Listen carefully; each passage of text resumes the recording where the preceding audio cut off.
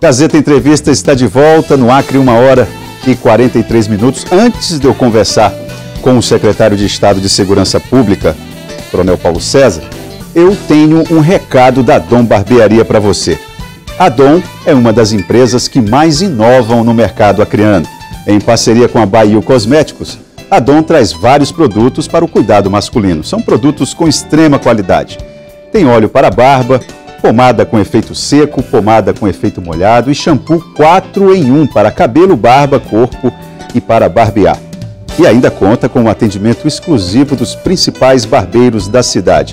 Agende o seu horário pelo telefone 2102-4962. A Dom Barbearia fica ali na rua Rio de Janeiro, número 230, na sala 4. Agora sim eu convido o secretário, por gentileza, secretário de Segurança Pública, Paulo César. Boa tarde. Seja bem-vindo ao Gazeta Entrevista, fique à vontade. Secretário, fechou o primeiro quadrimestre do ano de 2019 e a Secretaria de Estado de Segurança Pública divulgou dados que mostram redução no número de homicídios. Bom, primeiro que eu preciso esclarecer o seguinte para o telespectador do Gazeta Entrevista. Aqui ninguém briga com números, né? Se o órgão oficial divulga um dado desse, que é um dado sempre observado também pelo Ministério Público, não é nada... tem uma metodologia. Então, se é o órgão oficial que divulga isso, eu não vou brigar com os números. Agora, a sensação de segurança conta uma outra história, né? Que outros dados o senhor tem para nos passar, secretário? E que redução foi essa e como o senhor explica? Qual é a causa dela? Obrigado aí, Itan. Obrigado pela oportunidade.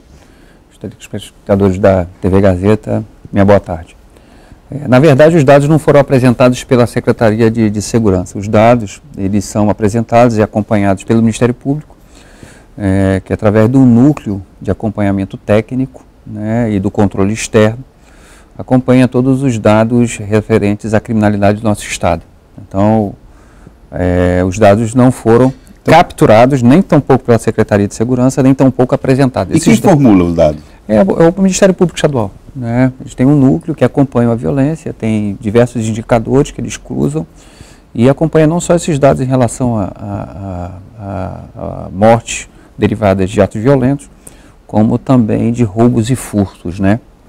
Os números pontualmente demonstram, né, uma redução no contexto geral em todo o estado de 27,3%, né, nos crimes violentos, nos homicídios, mas quando realizamos um recorte do interior em relação à capital, percebemos que esses indicadores são muito mais interessantes no interior, principalmente naqueles homicídios onde nós conseguimos avançar a nova política de gestão do sistema prisional, né? O caso específico é Cruzeiro do Sul.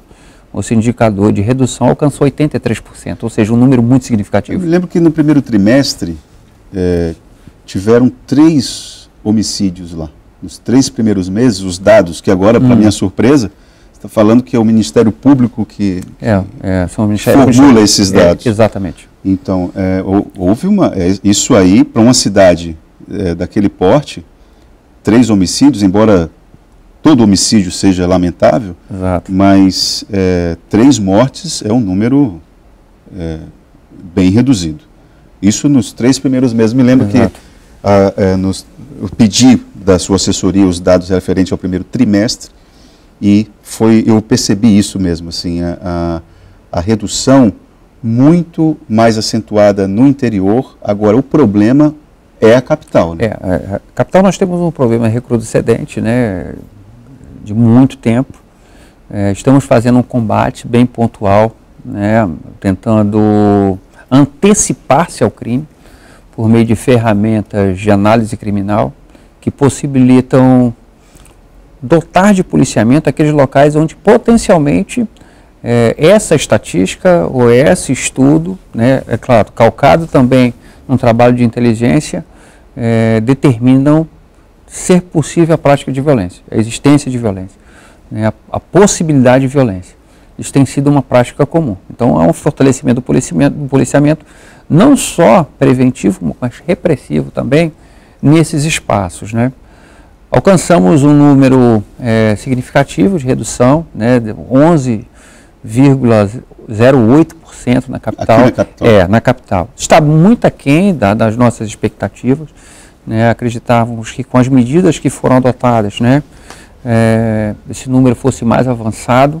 Mas, por outro lado, na capital, por questões logísticas, não conseguimos também avançar a política de gestão prisional. É muito importante, né? Se nós analisarmos os estados que apresentam nos últimos, vamos colocar no último ano, né? Não só esse ano, a maior taxa de redução, nós vamos perceber que o grande avanço desses estados foi exatamente na política de gestão dos ambientes prisionais, que foi exatamente o Rio Grande do Norte e o Ceará.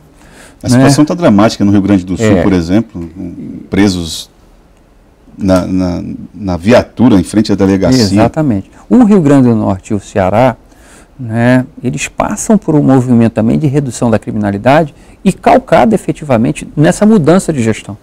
Né, o que nós tivemos no Brasil, né, e o Acre também está dentro dessa realidade, nos últimos anos, foi que em determinado momento a gestão do ambiente, quando eu falo da gestão, não é gestão administrativa, mas a gestão das rotinas internas eram comandadas pelos próprios custodiados.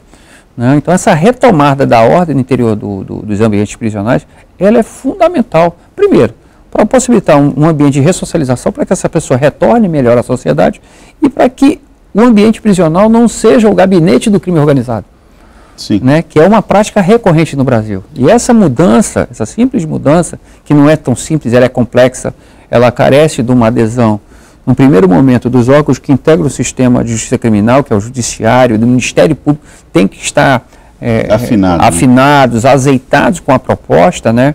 Ela requer também uma compreensão exata da sociedade do porquê da adoção de algumas medidas. Agora, falando em gestão, secretário, nessa questão prisional, a vara de execuções penais está tendo problemas até por questão da tornozeleira, que não tinha números adequados. Quer dizer, denuncia uma espécie de caos, eu diria. Veja só, como é que se dá a logística das tornozeleiras, que é realizada pelo Instituto Penitenciário. São contratos, né, como na administração pública,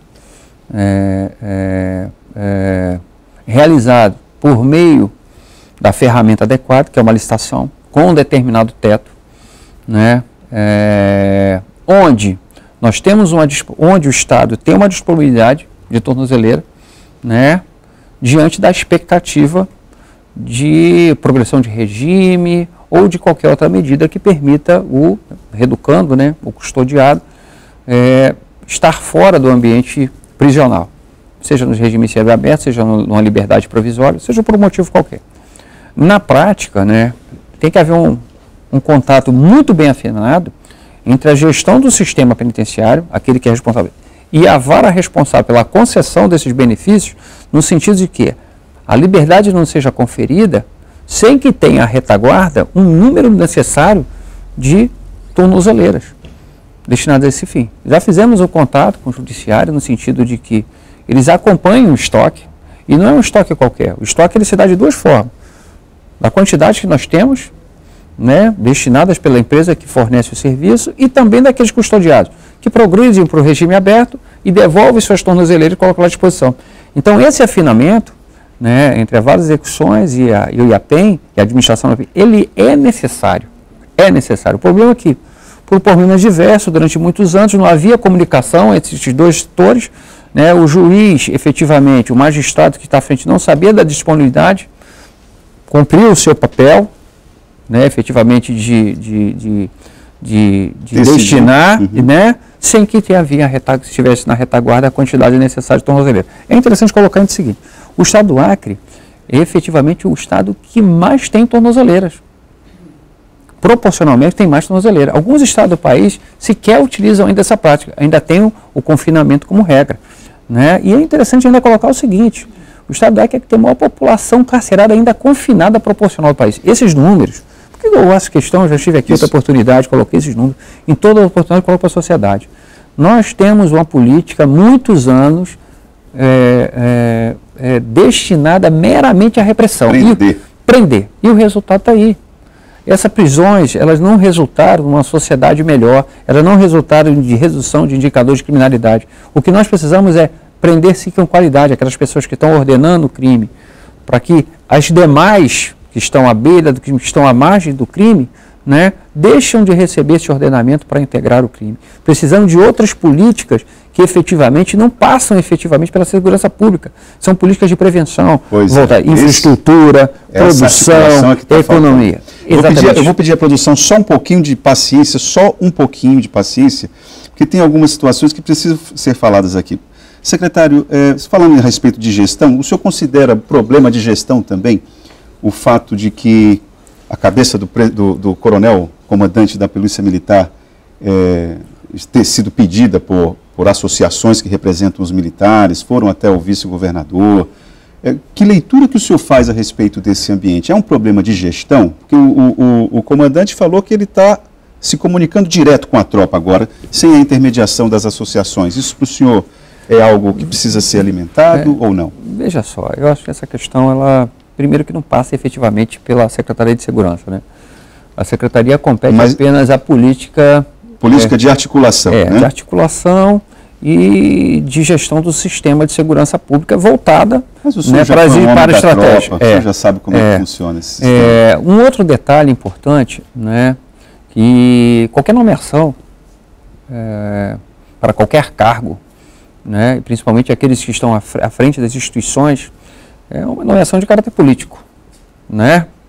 Por mais que alguns tenham perfil técnico ou não, é político. Nós sabemos disso, né? Então eu entendo que essas questões devem ser resolvidas efetivamente a quem detém a governabilidade sobre elas. Acho que as questões têm que ser sobrepesadas em todos os sentidos, no sentido de não fragilizar nem a instituição, Polícia Militar, nem tampouco fragilizar as categorias por meio das suas representações. Secretário, não sei se é com o senhor que responde essa pergunta aqui do Gemerson. Eu sou agente educativo, pergunte por favor ao secretário, quando será efetivada a redistribuição dos servidores do ISE? É com o senhor que resolve isso? Não.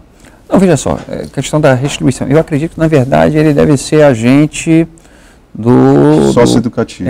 O que está ocorrendo? Nós temos um contrato, na verdade o ISE tem um contrato temporário, né, expirando nesse mês agora.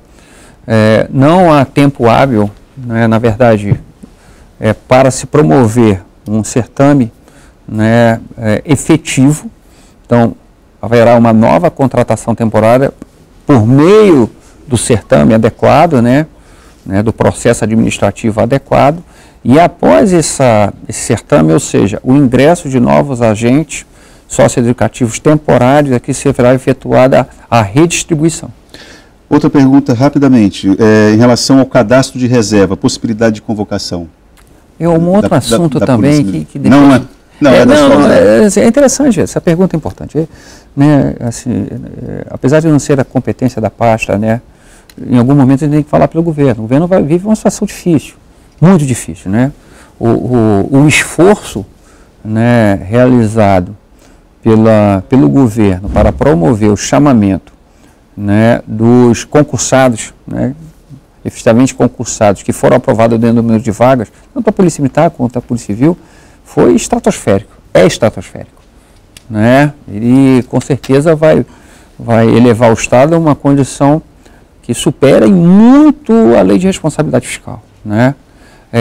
Como gestor, né, e coordenador dos órgãos que integram o sistema de segurança pública, é extremamente importante. Sim, o chamamento não só dele. Eu volto a repetir, eu estou fora do sistema há 6 anos e me deparei com um cenário onde a perda de efetivo de todas as instituições do sistema supera mais de 25%.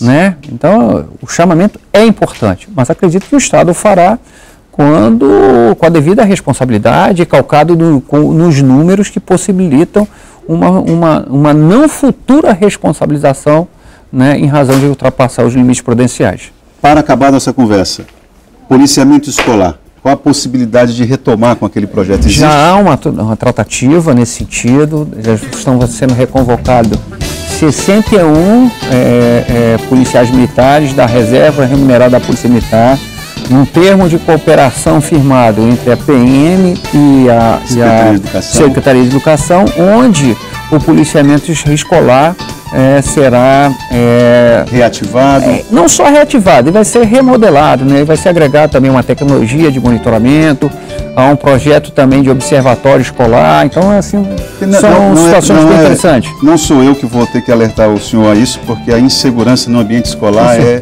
total, né? Quase total. A escola, né? E me chamou a atenção numa conversa ainda na fase de transição com o atual secretário de Educação, é o abandono escolar. O abandono escolar é pontual, e porque quando compara esse abandono ao número de custodiados que não completaram o ensino fundamental... O camarada sai da escola e entra no crime. Exatamente. Então o crime, a intervenção na escola é fundamental para que nós mudemos essa ciranda e não tenhamos a maior população carcerária do país. Obrigado pela sua vinda. O tempo é curto, muitos assuntos. Com certeza. A responsabilidade é muito grande, mas é assim mesmo. Gazeta Entrevista volta logo após o intervalo.